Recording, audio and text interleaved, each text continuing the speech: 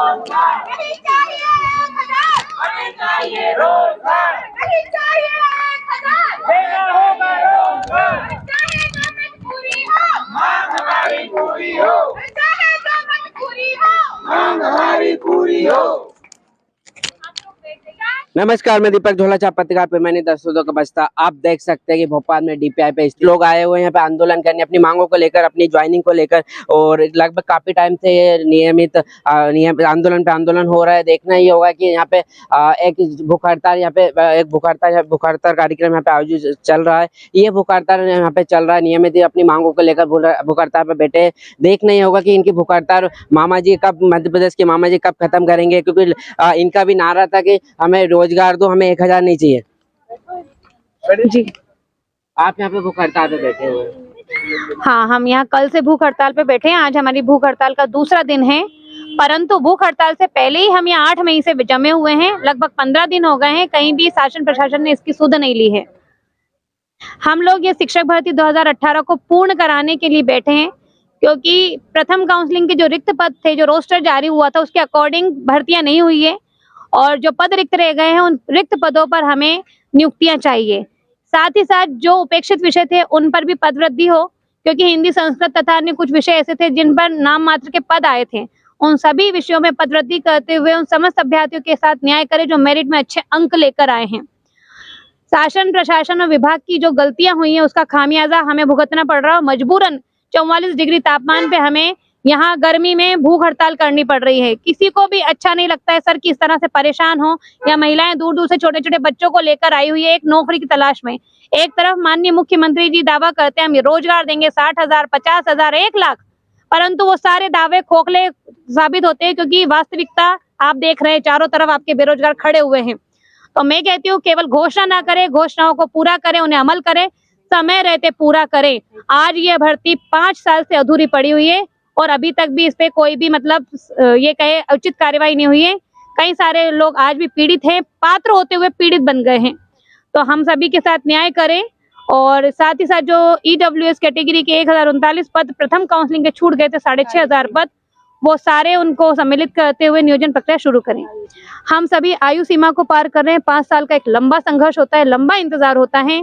सरकारें बदल जाती है, लेकिन हमारी तकदीर वैसी की वैसी है। अब वो क्या कारण लग रहा है कि इसके पीछे आपके अभी तक ज्वाइनिंग नहीं हो पा रही? इसके पीछे जो भी कारण है, शायद सरकार का कारण हो, विभाग का हो, हमें नहीं पता। जो भी कारण है, हमें तो इतना पता है कि जो नियुक्ति के लिए उन्होंने पद जारी किए थे, उन तमाम पदों पे नियुक्ति आदेश जारी किए जाए।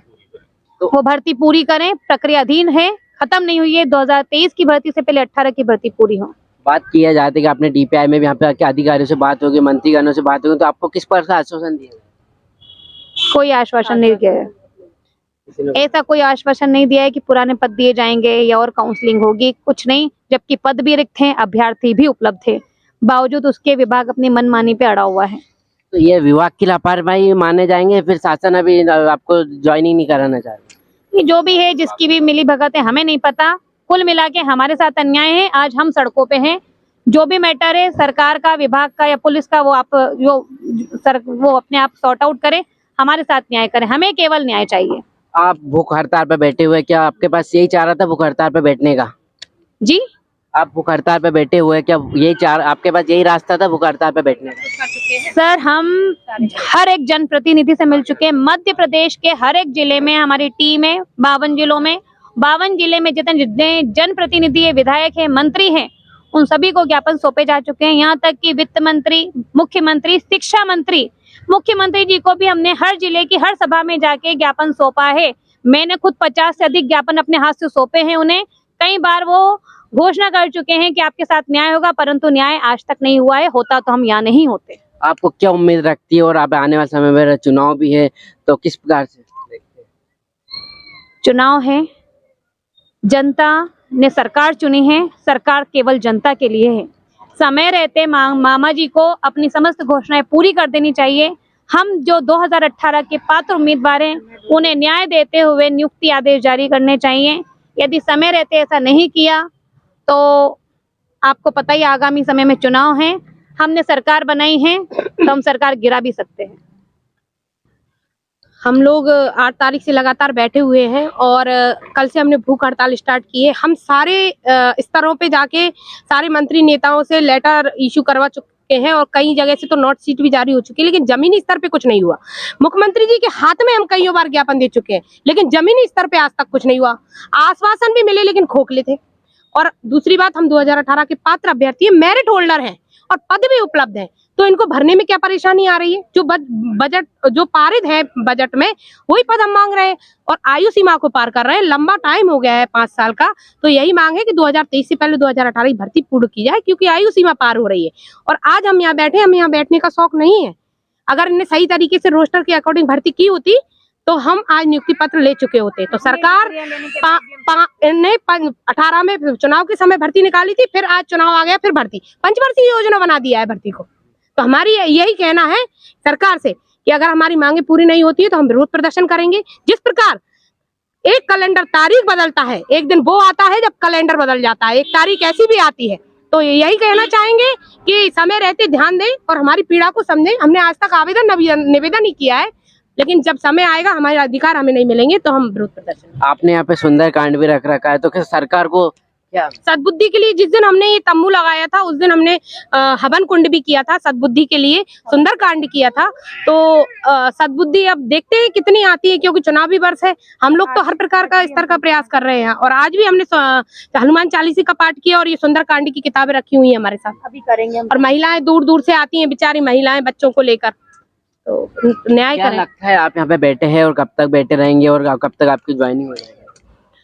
देखिए, हम जब तक बैठ रहेंगे, जब तक हमारी मांगे पूरी नहीं हो जाती, हमारी 2018 शिक्षक भर्ती पद वृद्धि तृतीय काउंसलिंग के साथ पूर्ण नहीं हो जाती, जब तक हम यहाँ बैठे रहेंगे। हमने हमारा ये अनिश्चितकालीन भूख हड़ताल का सरकार, हाँ, कभी है सरकार अभी आपका एज गाइडलाइन की बात करती है तो एज हम 5/11 के बाद 18 में भर्ती आई थी। इतना लंबा समय हमने वो निकाल दिया, उसके बाद 18 से 5 साल से प्रक्रियाधीन है। और क्या एज, क्या सरकार क्या एज बढ़ाएगी? क्या 50 साल में 60 साल में नियुक्ति देंगी? क्या तो कितने साल करेंगे? रिटायरमेंट कब करेगी? फिर बुढ़ापे में नौकरी मिलेगी? बच्चों का भविष्य कब संवारेंगे? सड़कों पे बैठे हैं 40-45 साल की उम्र में, सारी डिग्रियां लेकर। अगर ये स्थिति होती है तो बच्चों को नहीं पढ़ाना चाहिए मेरे हिसाब से। इससे अच्छे तो वो अच्छे हैं जो 1000 रुपए ले रही हैं वो बहनें। तो हमने डिग्रियां लेके कोई गलती कर दी है क्या? सोचना चाहिए मामा को इस, और भैया का रिश्ता बनाया, मामा का बनाया, तो ये रिश्ते निभाए भी तो सही जमीनी स्तर पर। खोखले वादे करने से कुछ नहीं होता है।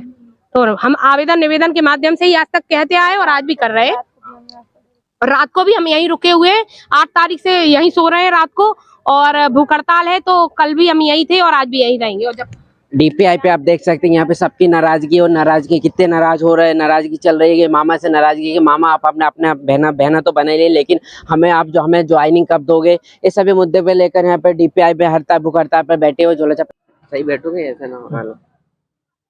मैं रामधर भुर्तिया वर्गीय संस्कृत सब्जेक्ट से चयनित अभ्यर्थी हूँ। मैं पिछले 15 महीनों से डीपीआई के सामने धरने पे बैठा, जैसा कि आप लोग देख रहे हैं। ठीक, मेरा शिवराज सरकार से और विभाग से ये विनम्र निवेदन है कि हम सब जितने भी पात्र अभ्यर्थी हैं जल्द से जल्द इनको नियुक्ति प्रदान करें। ठीक है। आपकी नियुक्ति सरकार क्यों नहीं कर पा रही है? हमारी नियुक्ति सरकार इसलिए नहीं कर पा रही है क्योंकि ये विभाग के द्वारा और सरकार की गलत नीति के शिकार हम हैं। विभाग कह रहा है कि फर्स्ट काउंसलिंग के में हमारे पद आए थे 15,000 से पदों में से 8,000 पदों पर मात्र भर्ती की गई। लगभग 7,000 पद हमारे पदों को रोक दिया गया और उसके बाद लगभग 1 साल के बाद दोबारा भर्ती हुई 2700 पदों पे, और उस भर्ती के जो हमारे पद बचे थे लगभग 6,000, उसको बोल रहे हैं वो भर्ती खत्म हो गई। ठीक, तो आप बैठे रहेंगे क्या? जब तक हमारी नियुक्ति नहीं होगी तब तक हम यहाँ बैठे रहेंगे और सरकार को और विभाग को बताते रहेंगे कि मेरे साथ इतना बड़ा अन्याय हुआ है। और अगर सरकार हमारी बातों को नहीं सुनती है तो हम गांव-गांव जा करके, घर-घर जा करके हम लोग इस सरकार का विरोध करेंगे। विरोध करेंगे, बिल्कुल विरोध करेंगे, क्योंकि हम जब 15 महीने से यहाँ बैठे हैं और हमारी गलती न होते हुए भी 14-27 के आरक्षण में जब कुल मिला के 16 सब्जेक्ट का पेपर हुआ, 16 सब्जेक्ट में 12 विषयों में इन्होंने 27% दिया, तो 4 सब्जेक्टों में इन्होंने क्यों नहीं दिया? 4 सब्जेक्टों में संस्कृत, इतिहास, भूगोल और नागरिक शास्त्र। तो बताइए हमारी कमी है कि विभाग की कमी है? तो इसको आप गलत किसको मानते हैं? ये विभाग और सबसे बड़ी तो गलती है विभाग की। सरकार तो क्या होता है पदों को निकालता है, लेकिन विभाग के क्या होता है जो मॉनिटरिंग करते हैं, जो रूल्स बनाते हैं, वो तो विभाग को उसका पालन करना चाहिए। इसमें विभाग की ही सबसे बड़ी गलती मैं मानता हूँ। तो विभाग ये सब चीजें अभी तक आप उनके मामले में संज्ञान में भी होगा, लेकिन क्यों मानने के लिए तैयार नहीं है? बहुत बार हम लोगों ने ज्ञापन दिया विधायकों को, मंत्रियों को, यहाँ तक कि अपने एजुकेशन मिनिस्टर इंदर सिंह परमार जी को, लेकिन वो कहते हैं वो भर्ती भूल जाओ। विभाग के भी जो बैठे लोग हैं वो भी बोलते हैं वो भर्ती भूल जाए। बताइए 6000 पद हमारे समाप्त कर दिए जाते हैं, उसको कहते भूल जाइए, तो ये कैसे होगा? प्रथम काउंसिलिंग में मेरे सब्जेक्ट के संस्कृत सब्जेक्ट में 227 पदों को इन्होंने होल्ड कर दिया, ठीक है। उसमें से सेकंड बार इन्होंने 102 पद दिए, तो कैसे उसमें समायोजित तो होगा? मंत्री जी ने कहा भूल जाए तो आप भूल जाइए ना फिर। नहीं नहीं, कैसे भूल जाएंगे बताइए? मंत्री जी के कहने से होता है, एक दो की बात नहीं। हमारी जिंदगी क्या दांव पे लगी है? सर्विस जो मिलेगी, हमारी जिंदगी बस ये है सर्विस। अगर नहीं मिलती है तो हम लोग ऐसा कोई कदम उठाएंगे जिसका खामियाजा सरकार को भुगतना पड़ेगा। अगर कहते हैं जी, अगर शिक्षा मंत्री जी कहते हैं कि हम ये भर्ती भूल जाइए, प्रथम काउंसलिंग के पदों को भूल जाइए, तो अगर हम प्रथम काउंसलिंग के पदों को भूल जाएं तो मंत्री जी भी इस बार कभी विधायक तो क्या जीतेंगे ही नहीं, तो विधायक मंत्री वो कैसे बन जाए? हम अगर भूल जाएंगे तो मान लीजिए बहुत बड़ी घटना घट जाएगी। इसलिए मंत्री जी से मेरा विनम्र निवेदन है कि हम लोगों को मैटर को संज्ञान में लें और हमारे मैटर का निराकरण जल्द से जल्द करें। मंत्री जी ने कहा कि भूल जाए, पर ऐसा क्या कारण रहा मंत्री जी ने कहा भूल जाए? कि वो मंत्री जी की वो जो आप उसमें गलत जो मांग रहे हो आपके गलत मांग रहे हैं? नहीं नहीं, अब मंत्री जी बस भूल जाइए, हमने भर्ती कर दिया। अरे भाई कैसे भूल जाएं? भर्ती आपने कर दिया, 6700 पदों को समायोजित करके 2000 पद 2700 पद निकाले, वो कहते हो भूल जाओ। तो भूलने की बात नहीं है। मंत्री जी जैसा कर रहे हैं अपने कर्मों की सजा उन्हें भोगना पड़ेगा। हम आगामी चुनाव में घर घर जाके बहुत विरोध करेंगे।